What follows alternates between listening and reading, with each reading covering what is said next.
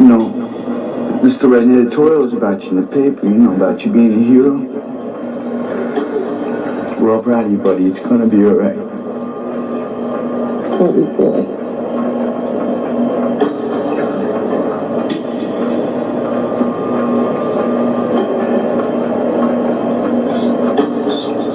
Stay gold. Funny boy. Stay gold.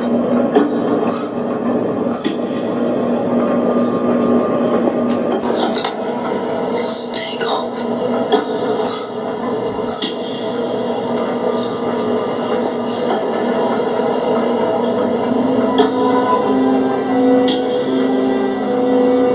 Johnny, come on.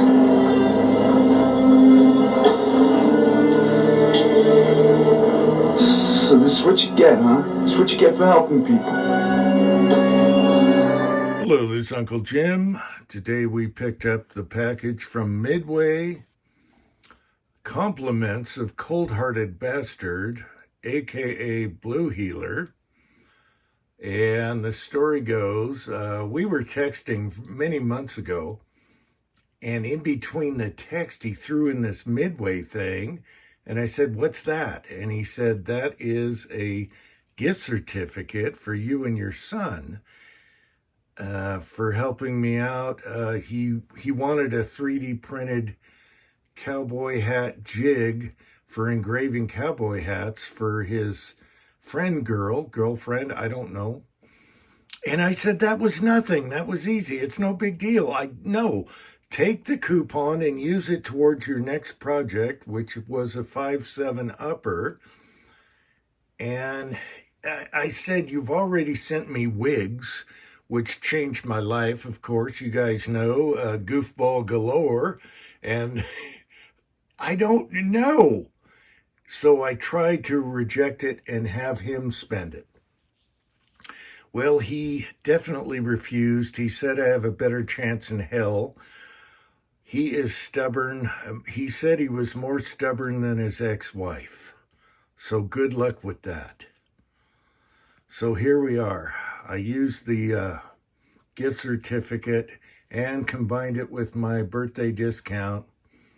And if it wasn't for the weekend, boom, it would have been here in 4 days. So here we are. I'll open it up and we'll see what we got inside. Compliments of Coldhearted Bastard for me and the son. All right, so it was a very generous gift certificate, and then I combined it with the birthday discount, and this is what we got. You guys can figure it out. So some of this might be boring for you, but it was super necessary. And some of it was AR parts. I got a couple of these for the son. The son wanted those. Okay, I got the buffer tube. 3 castle nuts for buffer tubes. I was running low on those. And, oh my gosh, with the birthday discount, complete lower parts kit, minus the triggers, because we have lots of triggers from Heisei. And I ended up putting 4 in the cart. I kept lollygagging back and forth. I didn't know what I wanted, blah, blah, blah. But you can always use complete lower parts kits for your ARs, minus the trigger, because you don't use a GI trigger anyway. And I got 4 of those. And these things, with the birthday discount, and they're complete. They even have the trigger pins. Oh my gosh, you can't find them anywhere else cheaper than that with the birthday discount. We're talking 13 something ducaros. Yeah, what are you going to do? You can always use them. You break something, bam, all right. And we're going to build a lot of 80 lowers anyway. Okay, Lee came out with the small and large primer pocket gauges so you can check your primer pockets. My mistake was I just went for the, and this is for both small and large. Each one does, small both sides, minimum, maximum. My mistake was just getting maximum, to see if they're worn out or whatever. But then I thought, I can fix primer pockets. You guys know the drill. I can go out in the garage. I got a couple brass that were a little stretched out. Boom! And I can also do it on the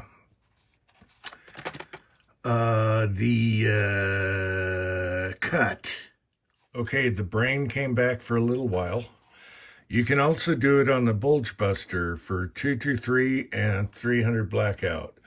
And boom, it swages your primer pockets shorter. Did a video on that. So I needed the minimum to make sure that primer gets in there. Maximum, we know. All right, I finally bit the bullet on the Up-Lulas. They're very expensive. This was on sale in the red, white, and blue color. And it's for loading double stack and single stack magazines in 9, 357, 10 millimeter, 40, 45. When you start loading those stick mags for ARs and stuff in 45 and 9 millimeter, you get down to, and then it starts hurting the old fingers. I thought it was about time. I know Tin Man really likes his. And the red, white, and blue color was on sale, so I got that one. However, after I ordered, you could get any color on sale. It doesn't matter. It's pimping, but whatever. And we'll do a test on that later. And it makes it easy to load those last couple rounds, especially 45 stick mags. Oh my gosh, they're heavy. All right. I'll save this for last. All right, so again, didn't know what I wanted, but I wanted to try one of Lee's new slick side molds, and I got this for 10 millimeter. And so what the heck, you save money on the discount, and we had the coupon. So this didn't say who it was inspected by. It used to be Shirley and Ginger, number 1 and number 2. It has nothing on it, but it looks good. And so I went with the 2 cavity because I want to know first if they're any good before you go 6 cavity, of course. And then you can always sell this off or whatever. Anyway, it looks really good. Are we focused? Totally focused here? It looks really good. It's not even scraping the top yet. And I'm fine with the 2 cavity for 10 millimeter. I could pump out a couple hundred pretty quick. Just got to do the grub screw here to keep this from coming loose. But it actually looks really good. So, slick side, 10 millimeter. Cranky let me borrow his 10 millimeter mold, which was awesome. And once I cast a few, I can compare them and see if there's any issues, ogive or whatever. They look very similar. I did the best I could measuring off of the pictures, and we'll see how that works. Okay, so we got that. I want to thank Coldhearted Bastard. Now, the last thing, this stuff is expensive as hell. This is Breakthrough Suppressor Cleaner. And this stuff is super expensive. You could buy it by the gallon. I went cheapo with the 16 ounce. And the only reason I need this is for my 308 can and the cage in my 9 and 45 can. Otherwise, I use another cleaner, but I use my own, but it will eat, this won't, but it will eat steel. I only use my cleaners on stainless steel heat-treated baffles, okay? As far as the tube goes, or any steel, or any aluminum, it's going to chew. And so I thought, all right, this stuff is expensive as hell. And luckily it didn't squirt because it was in the package like that, but it's got a lock. The only thing I'm going to use this for is my 308 can. And that I can't take apart, and I can't use what I normally use for cleaning cans. It's super easy, and it just falls right off of there. But my 308 can, I got Inconel in there. I don't want to use what I normally use because it could eat, and it will eat steel, regular steel. And so I thought, well, I'll use this, cork it, put it in there, and you can use it over and over a few times. And then I'll, I shoot a lot of lead through my 308 can, powder coated, but eventually they'll get heavier and they'll get full. So I'll use that and then blast it out with the 7-inch 223, which will blast the crap out of anything, and then it'll take the chunks out. All right. The other thing I thought about is my 9 and 45 can have this. You see how dirty it is? Everything else comes apart, heat-treated stainless steel. But the cage baffle here, this is a blast baffle. And that's what you use for your pistons if you're using a pistol. And sometimes the piston, let me go grab a piston, I'll show you why. So when you're using a piston for a tilting barrel on a pistol, you're going to need a Nielsen device, okay? Otherwise, I just call them a piston. They're spring-loaded like that. These index each side, so you can actually push it in and turn your can so the logo's on one side, so your impact is the same. The problem with this is we shoot our 45 and 9 cans so much with 300 blackout, anything with a fixed barrel, and it starts just loading up this squirrel cage, which is kind of proprietary. The company needs to unscrew that and take it out, which I can't do. And this thing gets caked when you're using fixed barrels, okay? You can also use your piston, and instead of the spring, you put a sleeve in there so it can't move in and out. You can also do it that way.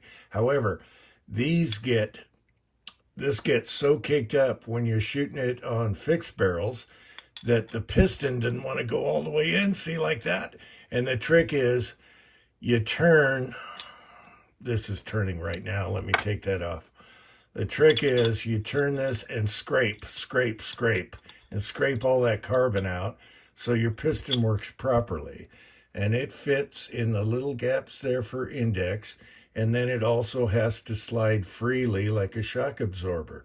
Well, I can go outside with a soda blaster and clean that cage, but I thought maybe, let's focus, I thought maybe I can just soak it in a container about that far to clean that, because the rest of the can cleans beautifully. The baffles all come out. So that's my thinking on spending way too much for this product, but we'll see if it works. And we'll go from there. So let's do a finalized thing here. And I got a bullet here to compare with the mold.